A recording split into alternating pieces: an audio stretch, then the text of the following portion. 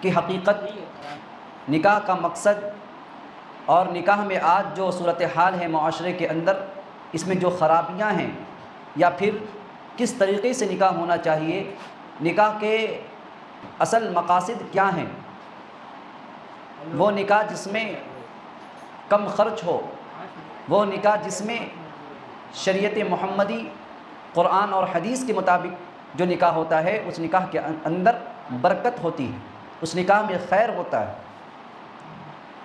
ہم ایک چیز پر غور کریں، سب سے پہلی چیز جو ہمیں ذہن میں بیٹھانے کی ہے وہ کیا ہے؟ وہ ہے عبادت۔ عبادت کہتے کس کو ہیں؟ عبادت کی تعریف کیا ہے؟ عبادت کا مفہوم کیا ہے؟ آج ہم کہتے ہیں نا کہ عبادت کرو، عبادت کی تعریف ہم سمجھے کہ عبادت کسے کہا جاتا ہے۔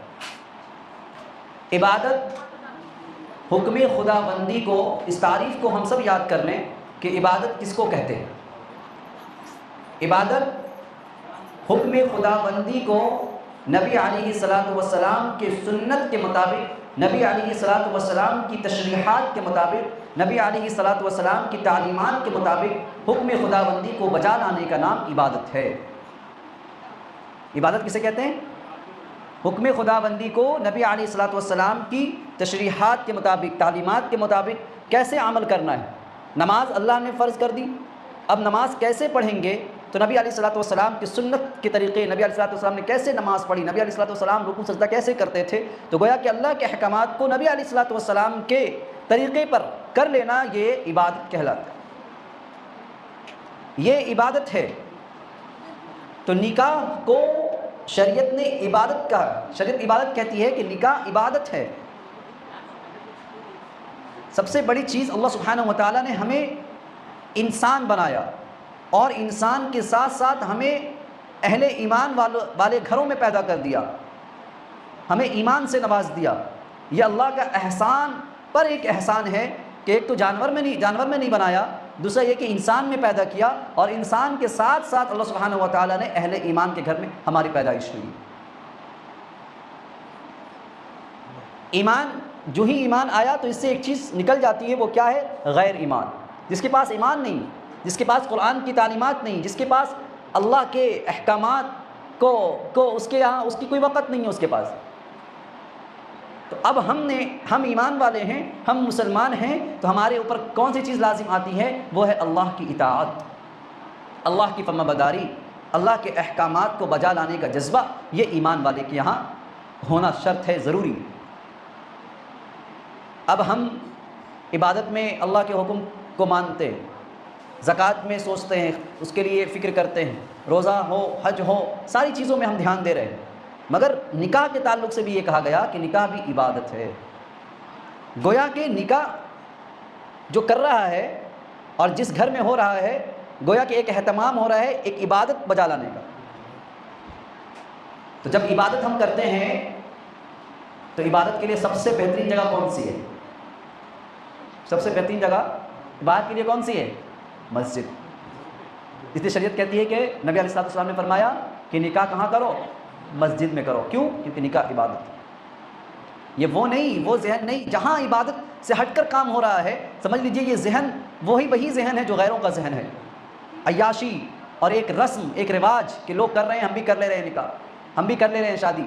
اور دوسرے یہاں جو شادی بیاہ کا جو رسم ہے، رواج ہے، وہ سب کیا ہے؟ وہ ایک ایسا ہی سسٹم ہے، وہ عبادت نہیں سمجھ کے کرتے ہیں، وہ سمجھتے ہیں کہ رسم ہے، ایک رواج ہے، ایسے ہی یہ سسٹم ہے، اس طرح کرنا ہے۔ مگر مسلمان نکاح جب کرتا ہے تو اس کا سب سے بڑا موٹیو ہوتا ہے کہ ہم ایک عبادت انجام دے رہے ہیں، ایک سنت کو زندہ کر رہے ہیں۔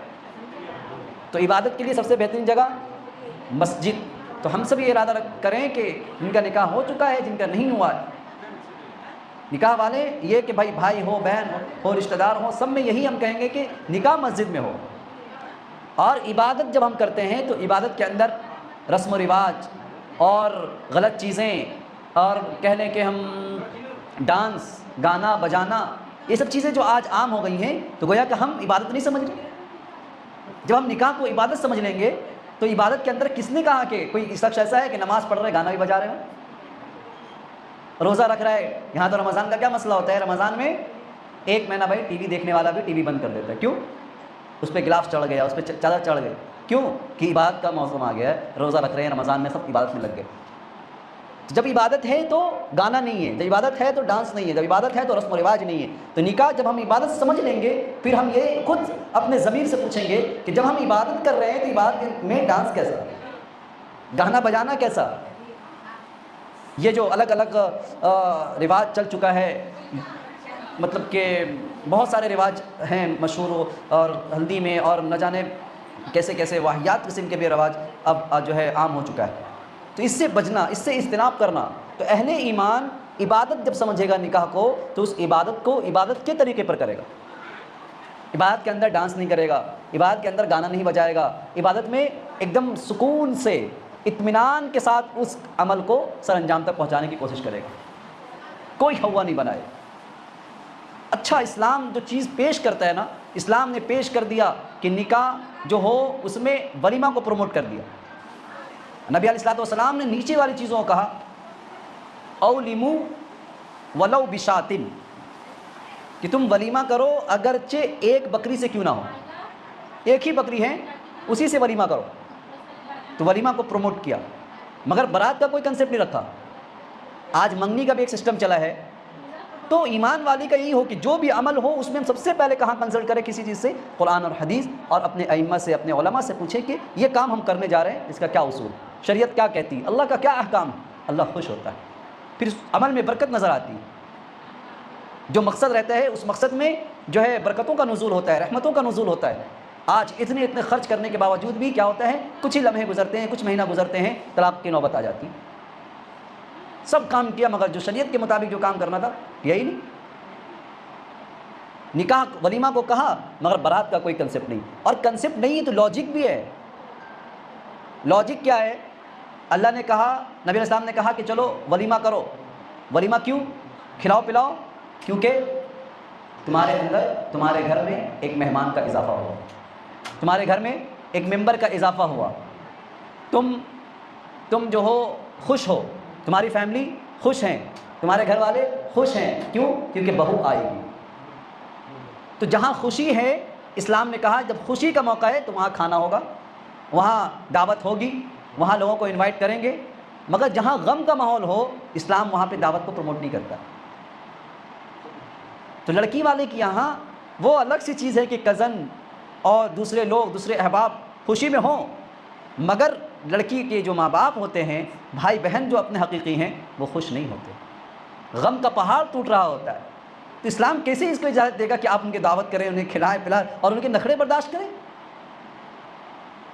ارے بھائی، قربانی کے جانور جب ہم لاتے ہیں، اور قربانی کے جانور کو 2 سے 3 دن، شہر میں تو ہم لوگ 2 سے 3 دن ہی رکھتے ہیں، گاؤں دیہات میں لوگ جو ہے جانور کو 10 دن 15 دن سے کیا کرتے ہیں، اس کو کھلاتے ہیں پلاتے ہیں، اس کو کھلاتے ہیں، گھاس چراتے ہیں، مطلب کہ اس کے ساتھ دل لگی ہو جاتی ہے.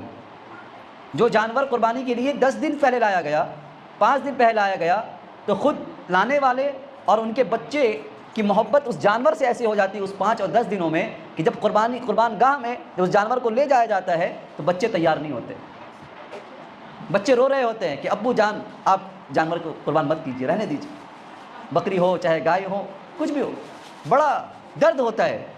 یہاں شہر میں تو ماحول نہیں ہے، بھائی وہ گائے پڑی ہوئی ہے اس کو لے کر کے آ گئے اور قربان کر دیا قربانی کے دن میں. مگر گاؤں دیہات میں اور شہر میں بھی لوگ پالتے ہیں، 5-6 دن 10 دن رکھتے ہیں. ایسے بھی لوگ ہیں شوقیہ، اس کو رکھتے ہیں، بھائی نہیں قربانی کرنی، کھلاتے ہیں پلاتے ہیں اپنا. مگر وہ جو اپنے ہاتھ سے کھلاتا ہے پلاتا ہے صبح و شام، اس کو اس جانور سے بھی محبت ہو جاتی ہے. بچے تو روتے ہیں، آپ تو دیکھتے ہیں سوشل میڈیا کا زمانہ ہے، سوشلائزڈ ہے دنیا، اس میں ہر چیز کی خبر رہتی ہے انسان کو، ہے نا.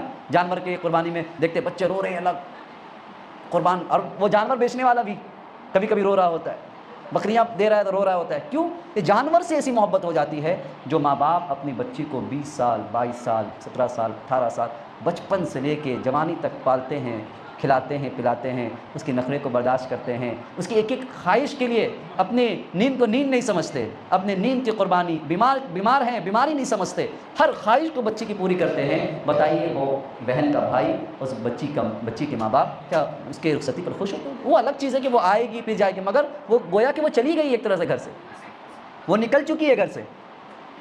تو اسلام کے کوئی بھی احکامات ہیں نا، وہ لاجک اس کے اندر بھرے ہوئے ہیں.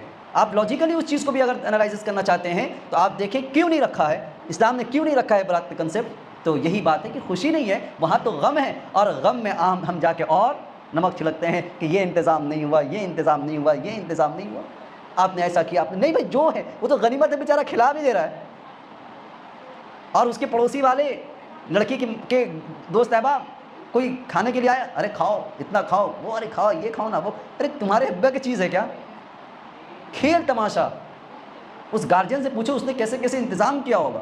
آج تو حیرت ہوتی ہے اس بات کی، ہم جیسے نا اہل لوگ نہیں، دیندار لوگوں کا حال بھی یہ ہے، جو دین کا لبادہ پہنے ہوئے ہیں، ان کا حال یہ ہے کہ بس شادی کا موقع آیا، سارا دین ایک جگہ، سارا اللہ کا خوف ایک جگہ، ساری تعلیمات نبوی ایک جگہ، اب ہم سب چیز بھول گئے، اب نہیں، لڑکے والے کی کیا خواہش ہے اس کو اس کے اکارڈنگ ہم چلیں۔ لڑکے نے ڈیمانڈ کیا ہے کہ اچھا ہوٹل ہونا چاہیے، رہنے کے لیے اچھا ہونا چاہیے، کھانا یہ ہونا چاہیے، کیا کیا نظم ہے، کیا کیا طریقہ ہے، مطلب کہ ہم ایک طرح سے دیکھیں گے ماڈرن بھکاری بن گئے۔ تو یہ چیزیں ہمیں سمجھنے کی ضرورت ہے، اس کا امپیکٹ زندگی میں پڑتا ہے، اس کا امپیکٹ معاشرے میں اور جو پڑوسی ہیں ان پر نہیں پڑے گا، رشتہ دار پر نہیں پڑے گا، خود میاں بیوی کی زندگی میں اس کا اثر پڑتا ہے۔ مگر یاد رکھیے، جو سنت کے مطابق کرتا ہے، عین سنت کے مطابق نکاح کرتا ہے، میاں بیوی کی زندگی خوشگوار، رشتہ دار چلاتے رہے، کیوں نہیں چلائیں گے، مگر ان کے دل میں بھی رہے گا کہ نہیں، کیا تو صحیح کیا ہے، کیا تو صحیح کیا ہے، وہی تو صحیح کیا ہے، باقی سب تو غلط کیے گا۔ خود جب اپنے بچے پر پڑتا ہے مسئلہ تو پھر ساری چیزوں کو ہم بھول جاتے ہیں۔ تو ہم نے یہ سمجھ لی، یہ بات اپنے ذہن میں ہمیں بیٹھا لینا ہے کہ بارات کا تو کنسپٹ نہیں ہے۔ ہاں کچھ لوگ گئے ہیں مہمان کے طور پر گئے ہیں، تو مہمان ہونے کی حیثیت سے اگر ان کی خاطرداری کر دی جاتی ہے، اس میں کوئی کمی رہ جاتی ہے تو ہمیں شکوہ گلا نہیں کرنا، بہت اچھے انداز میں ہمیں پیش کرنا ہے کہ ہم کس خاندان سے، یہ نہیں بلکہ ہمیں پیش کرنا ہے کہ ہم نبی علیہ الصلوۃ والسلام کے ماننے والے، ہم نبی علیہ الصلوۃ والسلام کی سنت کے مطابق عمل کرنے والے، اپنے عمل سے عملاً ہم تو ظاہر تو کریں، ہم نبی علیہ الصلوۃ والسلام کی نعرہ لگاتے ہیں کہ ہم عاشق رسول ہیں، ہم نبی سے محبت کرنے والے ہیں، ہم اعتقاداً اس چیز کو تو مانتے ہیں، عقیدہ ہے، مگر اگر ہم عمل کے اعتبار سے دیکھیں گے، عملاً تو ہم یہی ظاہر کرتے ہیں کہ ہم نبی کے ماننے والے نہیں، ہمارا کام کوئی ایسا میچ نہیں کر رہا ہے نبی علیہ الصلوۃ والسلام کی سنت سے، معاملات ہم ویسے نہیں کر پا رہے جو نبی علیہ الصلوۃ والسلام جیسے معاملات کیے لوگوں سے، معاشرتی زندگی کیسے رہتے تھے گھر کے اندر، نبی علیہ الصلوۃ والسلام کی سنت کیا تھی؟ نبی علیہ الصلوۃ والسلام گھر پہ جب داخل ہوتے ہیں، جب بھی داخل ہوتے مسکراتے ہوئے داخل ہوتے ہیں، یہ نبی علیہ الصلوۃ والسلام کی سنت، ساری پریشانی سارا غم باہر بھول کر آنا نبی علیہ الصلوۃ والسلام کی سنت تھی۔ ہم سے زیادہ ہم نبی سے زیادہ پریشان ہیں، ہماری پریشانی کچھ اور ہو سکتی ہے، نبی تو پورے عالم کی مطلب پریشانیوں کو، ان کے ایمان کے لیے، ان کے دین کے لیے، کیسے پورے عالم میں دین پھیل جائے، دن بھر جو ہے امت کی فکر میں رہتے تھے، مگر گھر کا کیا عالم، گھر آئے کیا کرے، اور وہاں دعوت دینے گئے وہاں سے بھگا دیا، وہاں دعوت دینے گئے اس نے دھکا دیا، آ کے گھر میں ایسے نہیں، نبی کی سنت گھر کے باہر گھر کے باہر کا کام، گھر کے باہر کے معاملات، گھر کے باہر کی پریشانی باہر ہی صحیح، گھر میں داخل ہونے سے پہلے السلام علیکم، اس کے بعد مسکراتے ہوئے داخل ہوتے، یہ سنت کو زندہ تو کریں۔ ہم سمجھتے صرف نماز ہی عبادت ہے، مسجد میں جو ہے کام ساری عبادتیں ہیں، مگر گھر کے اندر کیسے رہنا ہے، گھر میں کیسے بات کرنی ہے، بچوں کے ساتھ کیسا معاملہ کرنا ہے، بیٹیوں کے ساتھ کیسا معاملہ کرنا ہے، ماں باپ کے ساتھ کیسا معاملہ کرنا ہے، ان تمام چیزوں میں ہم فیل ہیں۔ ہم نبی علیہ الصلوۃ والسلام کی معاشرتی زندگی کا بھی مطالعہ کریں، اخلاق کا مطالعہ کریں، نبی علیہ الصلوۃ والسلام گھر والوں کے ساتھ، اپنے وائف کے ساتھ کیسے رہا کرتے تھے اس کا مطالعہ کریں۔ نبی علیہ الصلوۃ والسلام کی حدیث، نبی علیہ الصلوۃ والسلام کا فرمان ہے کہ تم میں سب سے بہتر شخص وہ ہے جس کی زوجہ کہہ دے کہ یہ بہتر شخص، کیا سرٹیفکیٹ لیا ہے، باہر ہمیں ایم ایل اے ہیں، باہر پروفیسر ہیں، باہر ڈاکٹر ہیں، باہر انجینئر ہیں، باہر امام صاحب ہیں، کوئی ہمیں اچھا بولنے کی سرٹیفکیٹ بیوی دے گی، بیوی کہتے کہ ہاں میرا شوہر بہت اچھا ہے، یعنی کسی اور کو ضرورت نہیں کہ جا کے پوچھے کہ اچھا ہے کہ نہیں، وہ خود ہی وہ سمجھ لے کہ میری وائف مجھ سے کتنا خوش ہے، کیا میری وائف مجھ سے راضی ہے کہ نہیں ہے، تو سمجھ لے کہ ہم سب سے بہترین شخص ہے پورے دنیا میں۔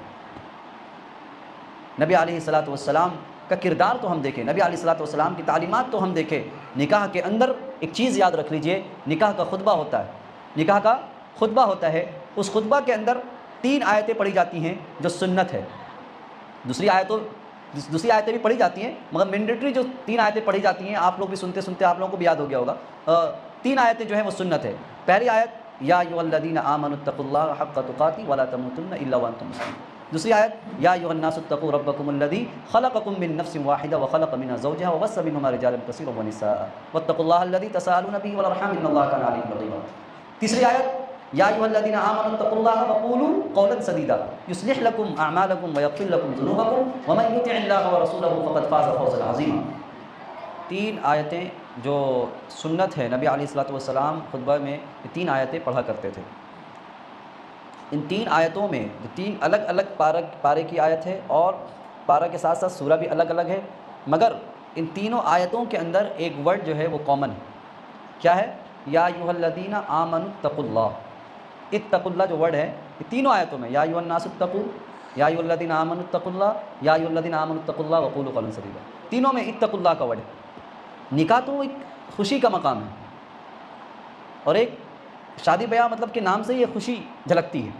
اس میں تو کوئی ایسی آیت ہونی چاہیے جو نبی علیہ الصلوۃ والسلام سنت ہونی چاہیے جس میں نکاح کے احکامات یا نکاح کے بارے میں کچھ باتیں ہوں، وہ آیت سنت ہونی چاہیے تھی. وہ آیتیں نبی علیہ الصلوۃ والسلام بار بار پڑھا کرتے.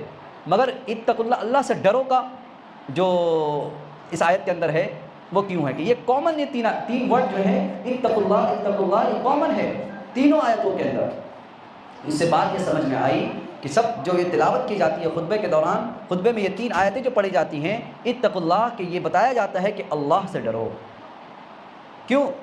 اس لیے کہ اللہ کا ڈر نہیں ہوگا تو ایک دوسرے کے حقوق کی پاسداری نہیں ہوگی. نکاح میں، نکاح سے پہلے، اس سے پہلے بھی، عین نکاح کے وقت بھی، کیونکہ ایک زندگی کا ایک نیا اصول قائم ہوتا ہے. زندگی جینے کا ساری چیزیں اب بدل جاتی ہیں، ذمہ داری بڑھ جاتی ہے. تو اس میں ایک دوسرے کا حقوق وہی پورا کر سکتا ہے جس کو اللہ کا ڈر ہو. اس کو ذمہ داری معلوم ہے کہ یہ اللہ کی طرف سے یہ حکم نافذ کر دیا گیا ہے، نبی علیہ الصلوۃ والسلام کی سنت یہ ہے.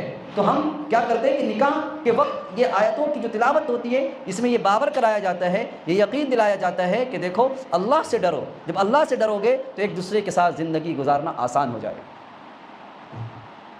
آج بھی ایسے گھرانے ہیں جہاں مشکلات بہت زیادہ ہیں، مگر دین پر چلنے کی وجہ سے، دین کی برکت کی وجہ سے، دین کے اللہ کے احکامات کی پاسداری کرنے کی وجہ سے بہت بڑا مسئلہ ایسے ہی حل ہو جاتا ہے. ورنہ جہاں دین نہیں ہے، جہاں سیلف ایگو ہے، جہاں پہ خاندانی نظام ہے، جہاں پہ بس ایک کھچاؤ ہے، تو وہاں پہ کیا ہوتا ہے، چھوٹی چھوٹی بات طول پکڑ لیتی ہے.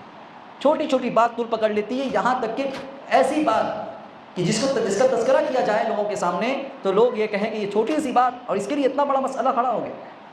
مگر اہل ایمان کے یہاں، اہل دین والے جو ہوتے ہیں، دیندار لوگوں کے یہاں ایسا ہوتا ہے کہ بڑے بڑے مسائل ہوتے ہیں، مگر ان کے گارجین حضرات وہ خود قرآن اور حدیث، اور عورتیں خود جب قرآن اور حدیث سے جڑتی ہیں تو بہت سارے مسائل صرف بیٹھے بیٹھے ہی حل ہو جاتے ہیں.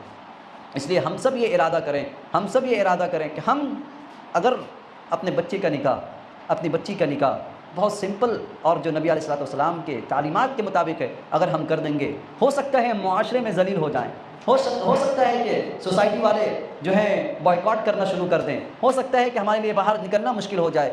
یاد رکھ لیجئے گا، اللہ کو خوش کرنے میں اگر بندہ ناراض ہوتا ہے، اللہ کی سنت ہے کہ بندہ کو بھی خوش کر دے. اور اللہ کو ناراض کرنے میں بندوں کو خوش کیا، اللہ کی سنت ہے کہ اللہ بندوں کو بھی ناراض کر دے گا. کیا ہوتا ہے، اچھا انتظام کیا، یہ ہوٹل کیا، وہ ہال کیا، یہ اتنے آئٹم کیا، پھر بھی کچھ نہ کچھ ٹینشن، ارے یہ نہیں ہوا، ہم کو نہیں پوچھا، ہم کو نہیں کھلایا، ہم نے نہیں کھا سکے، وہ شارٹ ہو گیا. اتنا کرنے کے باوجود یہ سننا پڑ رہا ہے. تو یہ انڈائریکٹلی اللہ کا اصول ہے کہ تم نے سارا کام کیا، فضول خرچ کیے، ہمیں ناراض کر دیے. یعنی شادی بیاہ میں انسان ہر کوئی کو خوش کرتا ہے، چاہے لڑکا والا ہو چاہے لڑکی والے ہو، سب یہ چاہتے ہیں کہ سب خوش رہے. ایون نوکر جو ہوتا ہے، نوکرانی اگر بھنگی بھی ہے، وہ آ کر جو بلڈنگ صاف کر رہا ہو، نالی صاف کر رہا ہو، وہ بھی آ کر 50-60 روپے مانگے تو آپ خوشی میں 100 روپے دیتے ہیں، جاؤ رکھو. خوشی میں 100 روپے دیتے، خوشی ہے. مگر تمام کو خوش کرنے کی فکر رہتی ہے، مگر کسی کو ناخوش کرتے ہیں تو اپنے نبی کو، کسی کو ناخوش کرتے ہیں تو اپنے اللہ کو ناخوش کرتے ہیں. آپ دیکھیں نا، اٹھائیں ہسٹری کے اندر جہاں فنکشن آتا ہے گھر کے اندر، عورتیں ہوں یا چاہے مرد ہوں، سب سے پہلے کوئی چیز چھٹی ہو، نماز چھوٹ جاتی ہے. پتہ نہیں کیا ہو جاتا ہے. یہ شیطانی چکر ہے. ایک عبادت کو چھوڑ کر دوسری عبادت میں لگ جانا، اور ایسی عبادت جو فرض ہے اس کو چھوڑ کر دوسری عبادت میں لگ جانا، یہ کہاں کا اصول؟ تو ان تمام چیزوں پہ ہمیں ذہن لگانے کی ضرورت ہے. ہم اپنے زندگی کے مقصد کو سمجھیں. ہماری زندگی ہر لمحہ ہر سیکنڈ جو ہے یہ پونجی ہے. یہ زندگی 60 سال 50 سال 70 سال ہر لمحہ گھٹتی چلی جا رہی ہے. گویا کہ ہم نقصان میں چل رہے ہیں. مگر اہل ایمان جو ہوتے ہیں وہ کیا کرتے ہیں؟ اسی وقت میں اچھا کام کرتے کرتے ایک جگہ پونجی کو بڑھاتے بھی رہتے ہیں. نیکی والا کام کر کے ایک زندگی تو ختم ہو ہی رہی ہے، پونجی ختم ہو ہی رہی ہے. 60 سال ہر لمحہ ایک سیکنڈ ہم پونجی لاس میں چل رہے ہیں. مگر نیک آدمی جو ہوتا ہے الا الذین آمنوا وعملوا الصالحات، وہ لوگ کیا کرتے ہیں؟ ایک تو ایمان لے آتے ہیں اور نیک عمل کرتے رہتے ہیں. ہر سیکنڈ میں اچھا عمل کیا اور ایک عمل کا اللہ سبحانہ و تعالیٰ 10 اجر بڑھا کے دیتے ہیں. ایک عمل کیجیے 10 نیکیاں پائیے. تو کیا کرتے ہیں؟ ہم پونجی کو بڑھاتے چلے جاتے ہیں. تو ایمان والے کا یہ عمل ہوتا ہے. تو ہم سب اپنے زندگی میں خاص طور سے یہ اپنا ذہن ہم بنا لیں. ہم اپنا ذہن بنا لیں، کوئی بھی ہم کام کریں گے ہم شریعت کے مطابق کام کریں گے. عبادت کی تعریف میں نے پہلے جب بیان شروع کیا تھا میں نے پہلے عبادت کی تعریف کی تھی. ڈیفینیشن جو میں نے بتایا تھا کہ عبادت کسے کہتے ہیں. آپ سے بھی کوئی پوچھ لے عبادت کسے کہتے ہیں، اور ہمیں بھی اپنے زندگی میں اپنے ذہن میں اس کو بیٹھا لینا چاہیے. عبادت نام ہے حکم خداوندی کو نبی علیہ الصلاۃ والسلام کی سنت کے مطابق کرنے کو عبادت کہتے ہیں. نماز اللہ کا حکم ہے، زکوٰۃ دو اللہ کا حکم ہے، سارے احکامات ہیں نا، مگر کرنا کس کے مطابق ہے؟ نبی علیہ الصلاۃ والسلام کی تعلیمات کے مطابق. یہ نکاح ایک بڑی عبادت ہے، نکاح ایک بڑا کام ہے، اس کو بھی انجام دینا ہے. ہم سب یہ کوشش کریں گے کہ نکاح کو نبی علیہ الصلاۃ والسلام کے سنت کے مطابق ہم اس کو جو ہے تکمیل تک پہنچائیں، اور جو بھی احکامات اللہ کے ہیں اس کے مطابق ہم کام کریں. ہم جب یہاں سے نکلیں لڑکی والے کے یہاں جائیں تو اپنے اندر تواضع رکھیں، اپنے زبان کو بھی ہم کنٹرول رکھیں. یہ سوچیں کہ ہم ایسے شخص کے پاس آئے ہیں جو اپنی قیمتی چیز دینے کو تیار ہے، جو اپنی قیمتی چیز دے گا اور یہ مجھ پر احسان کرے گا کہ اپنی مطلب کہ پرورش یافتہ اور 20 سال 15 سال 17 سال اپنے پرورش میں جو بچیوں کو رکھتا ہے وہ آج اپنی بچیوں کی قربانی گویا کہ پیش کرے گا. تو بہت بڑا احسان ہوتا ہے لڑکے والوں پر جو لڑکیاں آپ کو مرحمت کرتے ہیں. تو احسان مند ہیں ہم وہاں جائیں تو احتراماً اور اچھے سے با ادب با سلیقہ سارے کام کو انجام دینا ہے اور یہی باور کرانا ہے. ہمیں ان تمام چیزوں سے کیا مطلب ہے؟ ہم آپ کی لڑکی لینے آئے ہیں، یہ آپ اپنی لڑکی دے رہے ہیں، یہ سب سے بڑا انعام ہمارے لیے ہے، سب سے قیمتی چیز ہمارے لیے ہے. اس کو ہم لوگ جو ہے بہترین انداز میں نبی علیہ الصلوۃ والسلام کی تعلیمات کے مطابق ہمیں اس کام کو سر انجام دینا ہے انشاءاللہ. اور دوسری چیز یہ کہ ہم سب نماز کے پابند رہیں، ہم سب نماز پڑھتے رہیں. کوئی بھی مسئلہ آئے سب سے پہلے نماز پڑھنے کی عادت ہم ڈالیں. ایک واقعہ میں آپ کو بتاتا ہوں، اس کے بعد بات ختم کرتا ہوں. خاص طور سے عورتیں، تھوڑا سا مسئلہ ہوتا ہے نماز پڑھنے والی ہوتی ہے، نماز پڑھتے رہتی ہے، تھوڑا گھر میں کچھ فنکشن ہوا نماز چھوٹ گئی، پتہ نہیں کھیل تماشا سمجھ لیا نماز کو. درد پیدا کیجیے اپنے دلوں کے اندر، اپنے ایمان کے اندر درد پیدا کیجیے. شوہر پڑھیں نہیں پڑھ رہے ہیں تو ان کی فکر نہیں کہ شوہر نہیں پڑھے تو ہم بھی نہیں پڑھیں. بھائی ہمارا اعمال ہمارے ساتھ جائے گا کل قیامت میں، کل ہمارے بارے میں الگ سے پوچھ ہونا ہے. وہاں سب ایک دوسرے سے ہٹیں گے بھاگیں گے، کوئی سارا نہیں ہے. وہ الگ چیز ہے کہ آپ کو بھی جنتی قرار دے دیا گیا ہو اور بیوی کو بھی، تب اللہ سبحانہ و تعالیٰ وہاں جوڑ دیں گے بھائی آ جاؤ. مگر آپ کا مسئلہ ختم ہو گیا تو پھر الگ مسئلہ ختم ہو گیا. تو ان چیزوں کا خیال رکھیں. ایک دفعہ کا ذکر یہ ہے کہ ایک عورت جن کے بچے شہید ہو گئے، جن کے تعلق سے لکھا ہے، خبر ملی کہ اگر تم یہاں ہو گھر پہ، تمہارے بچے جو ہے وہاں شہید ہو گئے. کسی ماں کے بچے کا شہید ہو جانا، کسی اپنے لختے جگر کے بارے میں کوئی سن لے. آج تو مائیں اپنے بچے کے بارے میں صرف بچہ گر گیا ہے یا بچہ رو رہا ہے یا بچے کے ساتھ کوئی پریشانی آئی ہے، ماں برداشت نہیں کرتی. ایک عورت کو نبی علیہ الصلوۃ والسلام کے زمانے میں یہ بتایا گیا کہ تمہارا بچہ شہید ہو گیا، تمہارا بچہ شہید ہو گیا. جب شہید ہونے کی خبر جب اسے ملتی ہے تو وہ بہت اچھے طریقے سے باپردہ ہو کر اپنے آپ کو، اپنے وہ اعضاء جو چھپانے کے شریعت میں ہیں ان کو چھپا کر، مطلب کہ باحیا جس طرح ایک عورت ہوتی ہے اور باپردہ ہو کر وہ باہر نکلتی ہے. بچے کے شہید کی خبر سن کر کے باہر نکلتی ہے، پردے کے ساتھ نکلتی ہے. تو لوگ جو سوسائٹی والے ہوتے ہیں وہ دیکھو بچہ شہید ہو گیا ہے، اس کو دیکھو دم پردہ اردہ سب چیز کر کے دم باہر نکلی ہے، باہر نکلتی. مطلب ان کا کہنا یہ تھا کہ بچے کی خبر سنتے ہی اس کو تو ایسے ہی بھاگ جانا چاہیے، بغیر دوپٹے کے نکل جانا چاہیے کہ بچہ شہید ہو گیا. تو وہ ماں کے جواب کو آپ سنیں میری ماں بہن، اس ماں کے اسٹیٹمنٹ کو سنیں. اس ماں نے کہا کہ میرا بچہ شہید ہوا ہے، میری حیا ختم نہیں ہوئی. ایک تو وہی ہے کہ بچہ شہید ہو گیا اور ساتھ ہی ساتھ ہم اپنے پردوں کو بھی چھوڑ دیں، اپنی حیا کا بھی جنازہ نکال دیں. یہ نہیں ہو سکتا. آج کیا ہوتا ہے, کچھ ہوا ہم بے پردگی کا سیلاب آ جاتا ہے. تو یہ ساری چیزیں اپنے زندگی میں لانے کی ضرورت ہے. عین شریعت کے مطابق ہمیں کوشش کرنی چاہیے, ہم بچے کے کپڑے کے لیے, بچے کے اسکول کے لیے, بچے کے رہائش کے لیے, آشائش کے لیے, آرام کے لیے